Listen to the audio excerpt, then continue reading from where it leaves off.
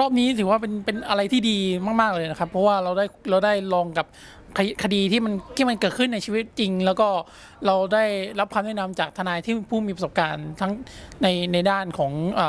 ที่เป็นด้านคดีอาญาซึ่งไม่ค่อยได้พบเห็นบ่อยเท่าไหร่เป็นกิจกรรมที่ดีนะครับช่วยส่งเสริมทักษะและก็พัฒนาศักยภาพในการทำงานด้านทนายความ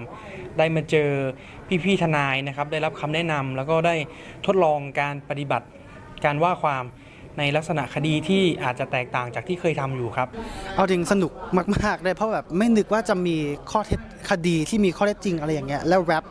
สิ่งที่มันเทคนิคอลมากๆเช่นพวกคอมพิวเตอร์พวกเนี้ยมาอยู่ในคดีที่เราได้ทำจริงๆยิ่งเราแบบเพิ่งเข้ามาในวงการกฎหมายนี้เพิ่งจบไม่นานก็แบบอันนี้เป็นโอกาสที่ดีมากๆครับที่ได้มาร่วมในส่วนนี้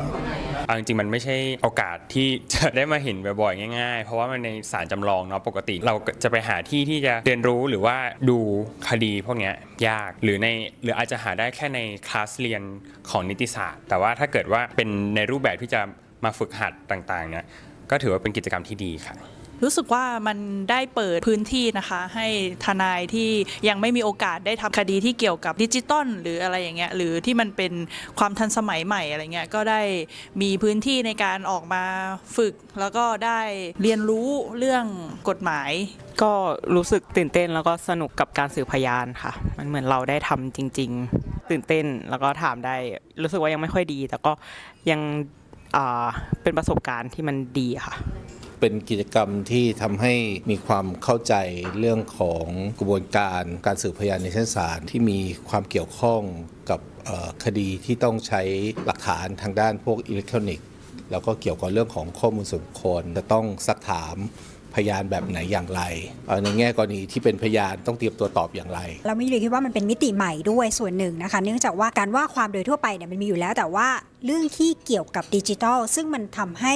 เราได้เข้าใจในเรื่องอื่นมากขึ้นทราบวัตถุประสงค์ตั้งแต่ครั้งแรกแล้วนะคะว่าต้องการที่จะพัฒนาทนายความซึ่งว่าความทางด้านดิจิทัลรวมถึงการสร้างความ awareness ดูแลเรื่องเกี่ยวกับดิจิทัลต่างๆนะคะเพราะฉะนั้นการที่มีกิจกรรมเหล่านี้ออกมาค่ะมันก็เป็นจุดเริ่มต้นที่ดีค่ะคิดว่าดีมากสนุกค่ะโดนทนายกดดันนิดนึงเป็นจำเลยเนาะทุกคนก็ขู่ว่า เขาออกหมายจับแล้วอะไรเงี้ยจำเลยติดคุกอะไรเงี้ยค่ะก็คิดว่าเป็นกิจกรรมที่เป็นประโยชน์นะคะโดยเฉพาะสำหรับทนายคือตัวเองก็กำลังจะเรียนนิติศาสตร์ด้วยก็คิดว่าเป็นประโยชน์แล้วหวังว่าเดี๋ยวถ้าเกิดเรียนหรือว่าเรียนจบแล้วอะไรเงี้ยจะได้มาร่วมกิจกรรมคราวนี้ได้ใส่คุยกับเขาบ้างขอบคุณค่ะสนุกค่ะบันเทิงไหมบันเทิงนะตอนแรกคิดว่าเครียดเลยใช่ไหมสุดท้ายก็คือกลับบ้านนอนปวดตัวร้องไห้แต่สนุกโอเคค่ะ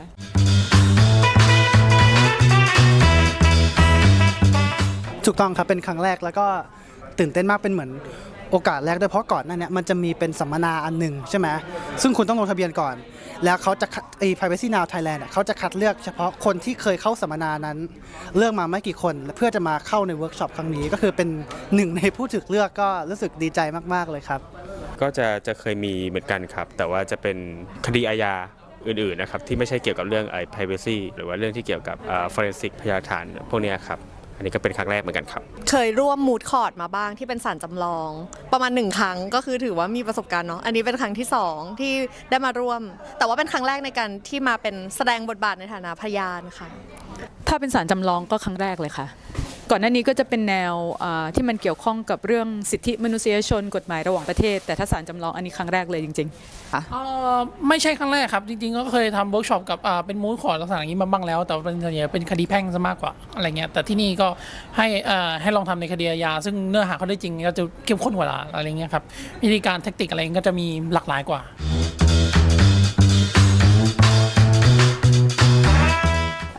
ในสายงานที่ส่วนมากที่พวกเราทำกันอยู่เนี่ยมันจะเป็นคดีที่เกี่ยวข้องกับเสรีภาพในการแสดงออกแล้วเมื่อก่อนเนี่ยเสรีภาพในการแสดงออกเนี่ยมันจะเป็นลักษณะออฟไลน์เนาะ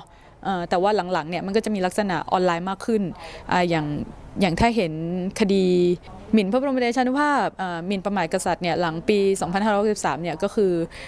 จำนวนคดีออนไลน์เยอะกว่าคดีออฟไลน์อันนี้หมายถึงว่าในจำนวนคดีหมิ่นประมาททั้งหมดที่ขึ้นสู่ชั้นศาลน่าจะเป็นการหมิ่นประมาทที่เกิดขึ้นในพื้นที่ออนไลน์เพราะฉะนั้นมันก็จะมีความซับซ้อนมากขึ้นในเรื่องการ พิสูจน์พยานหลักฐานทางดิจิทัลคนหมายถึงว่าผู้คนที่เกี่ยวข้องกับกระบวนการยุติธรรมเนี่ยไม่ว่าจะเป็นทนายอัยการหรือศาลเนี่ยน่าจะเห็นเทรนด์อยู่แล้วแต่ว่าเรื่องความรู้เนี่ยมีเพียงพอไหมทั้งหมายถึงว่าทุกภาคส่วนในกระบวนการยุติธรรมนะคะนี่อาจจะต้องตามไม่ทันความเปลี่ยนแปลงของแบบว่าเนเจอร์ของการใช้เสรีภาพในการแสดงออกหรือว่าการละเมิดต่างๆในทางออนไลน์เนื่องจากว่าเป็นคดีที่อาจจะใหม่ในส่วนที่เป็นกฎหมายใหม่นะครับแล้วก็เป็นข้อเท็จจริงในลักษณะของการตัวละครสมมุติซึ่งมันจะมีความแตกต่างจากข้อเท็จจริงเวลาเราขึ้นศาลครับในตรงนี้เราก็ต้องจำเป็นจะต้องใช้ความคิดแล้วก็จินตนาการไปด้วยครับในการทำคดีก็เป็นการล้อเกี่ยวกับไอ้นี้เอเซนส์ของคดีนี้ก็เกี่ยวกับพรบข้อมูลส่วนบุคคลซึ่งมันอาจจะไม่ค่อยมีเคสที่จะมีการนำคดีขึ้นสู่ศาลเยอะแยะขึ้นมากขนาดนั้นแม้ว่ามันจะเป็นเคสที่เป็นการสร้างข้อเท็จจริงขึ้นมาแต่มันก็เป็นหนึ่งในเคสแรกๆที่มีการเอากฎหมายอันนี้มาขึ้นสู่ชั้นศาลแล้วก็ให้ศาลพิจารณาและปรับบทกฎหมายตามนั้นเลยครับก่อนว่าคดีปกติทั่วไปอะครับมันจะไม่มีเรื่องพยานผู้เชี่ยวชาญที่มาเกี่ยวข้องมาเบิกความเป็นพยานนะครับแต่ว่าพอมีพยานผู้เชี่ยวชาญมันก็จะมีเรื่องที่เป็นเรื่องเทคนิคมากขึ้นกฎหมาย PDPA เนี่ยมันเพิ่งบังคับเมื่อแบบปี65เองนะคะอันนี้65 66 67 2 ปีก็คือแบบเคสก็จะมีแบบใหม่ๆมาอยู่แล้วมันต้องมีครั้งแรกค่ะก็เอาจริงๆรู้สึกว่าเป็นประสบการณ์เนาะเพราะว่าเคยเป็นจำเลยหมายถึงว่าในคดีที่ศาลแต่ว่าเรายังไม่เคยรู้เกี่ยวกับเรื่องการใช้หลักฐานเกี่ยวกับทางอิเล็กทรอนิกส์ด้วยคราวนี้จำเลยที่4เนี่ยมันรับบทเป็นกรรมการบริหารสื่อเราก็ได้มีความรู้เพิ่มเติมเกี่ยวกับในความเป็นสื่อจรรยาบรรณหรือว่าวิธีการที่เราจะสู้คดีหรือว่าการที่เราจะคุยกับทนายเนี่ยกระบวนการวิธีการพิจารณาเนี่ยมันเป็นยังไงค่ะก็เป็นประสบการณ์ใหม่ๆได้เรียนรู้ค่ะได้เรียนรู้แล้วก็ได้ประสบการณ์ในด้านใหม่ๆที่เรายังไม่เชี่ยวชาญค่ะถือว่าเป็นโอกาสอันดีเพราะว่ายุคสมัยปัจจุบันเนี่ยข้อมูลเรื่องอิเล็กทรอนิกส์ข้อมูลในเรื่องโซเชียลมีเดียเนี่ยถือว่าสำคัญมากเพราะฉะนั้นเนี่ยสิ่งที่ผู้จัดเขาจัดเนี่ยก็ถือว่าเป็นประเด็นร่วมสมัยนะที่คนในยุคปัจจุบันเนี่ยควรจะได้มีความรู้รวมถึงทนายความด้วยในการทำคดีผมชอบที่มูขอรอบเนี่ยเป็นเน้นของการเวิร์กช็อปซะมากกว่าที่จะให้ตะลุยโจทย์อะไรเองนะครับซึ่งมันทำให้เรารู้สึกว่ามันไม่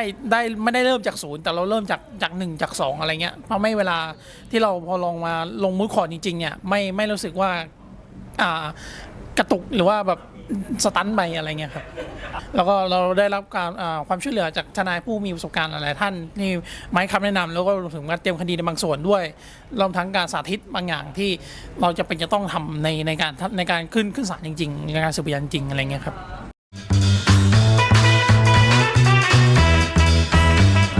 มาครับแน่นอนเลยเพราะว่าเอาจริงนะตั้งแต่ผมอยู่ใน environment กฎหมายในไทยเนี่ยผมเรียกเลยว่าแทบน้อยมากๆที่จะมี activity หรือกิจกรรมที่เกี่ยวกับการฝึกหรือว่าการฝึกถามค้านพยานในนั้นจริงๆมีโอกาสน้อยมากซึ่งแน่นอนถ้าเกิดมีอีกก็ถือว่าเป็น rare opportunity ก็คือทุกคนควรจะมาเข้าร่วมกิจกรรมอย่างนี้ให้ได้เลยครับก็ที่คาดหวังก็คืออยากรู้พวกเทคนิคเกี่ยวกับการว่าความถามความอะไรพวกนี้ครับเพราะนี่ก็เป็น